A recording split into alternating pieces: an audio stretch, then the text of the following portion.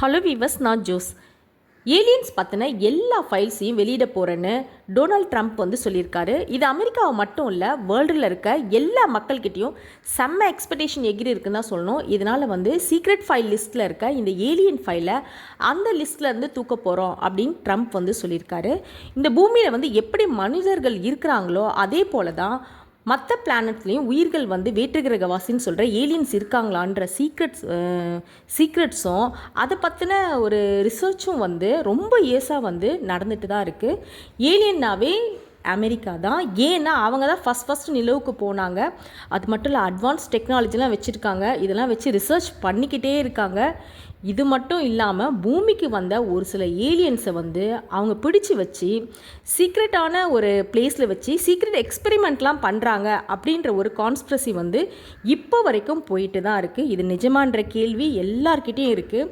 கொஞ்சம் weeks before தான் Epstein files எல்லா இதுவும் ரிலீஸ் பண்ணார் ட்ரம்ப்பு. வேர்ல்டு லெவலில் பெரிய பரபரப்பையே உண்டு பண்ணார். இதில் அவர் நேமும் இருக்குது. அவர் நேம் ரிப்பேர் ஆனாலும் பரவாயில்ல, எந்த ஒரியும் பண்ணாமல் அவர் அந்த விஷயங்கள்லாம் வெளியிட்டார். அப்படிப்பட்ட விஷயங்களே இன்னும் பரபரப்பை அடங்காமல் இருக்குது. அந்த பரபரப்பே இன்னும் அடங்கலை. அதுக்குள்ளே பார்த்திங்கன்னா நெக்ஸ்ட்டுன்னு சொல்லி ஏலியன் பற்றின ஃபைல்ஸ் வெளியிட போகிறேன் அப்படின்னு சொல்லியிருக்காரு. ஏன்னா ஒரு 3-4 டேஸ் பிஃபோர்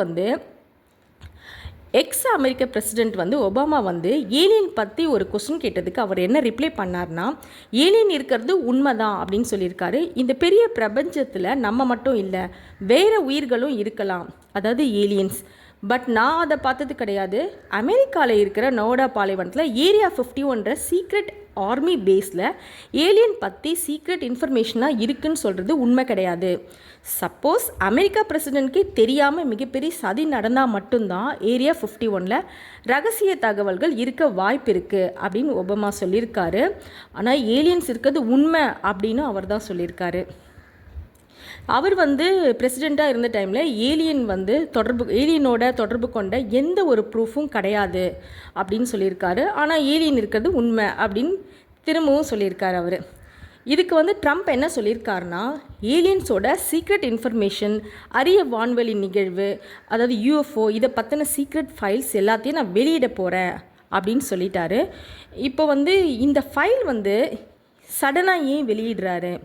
50 இயர்ஸ்க்கு மேலே இந்த ரிசர்ச்லாம் போயிட்டுருக்கு. இது சீக்ரெட் ஃபைலாகவே தான் இருந்திருக்கு. சடனாக வெளியிடுன்னு சொல்கிறதுக்கு உண்மையான ரீசன் என்னவா இருக்கும் அப்படின்னு சொல்லிட்டு மக்கள்லாம் ஒரு டவுட் இருக்குது. மக்களுக்கெலாம் வேறு ஒரு ஃபைலை க்ளோஸ் பண்ணுறதுக்காக ஏலியன் ஃபைலை ஓப்பன் பண்ணுறாங்களோ அப்படின்ற டவுட் மக்களிடையே நிறைய இருக்குது.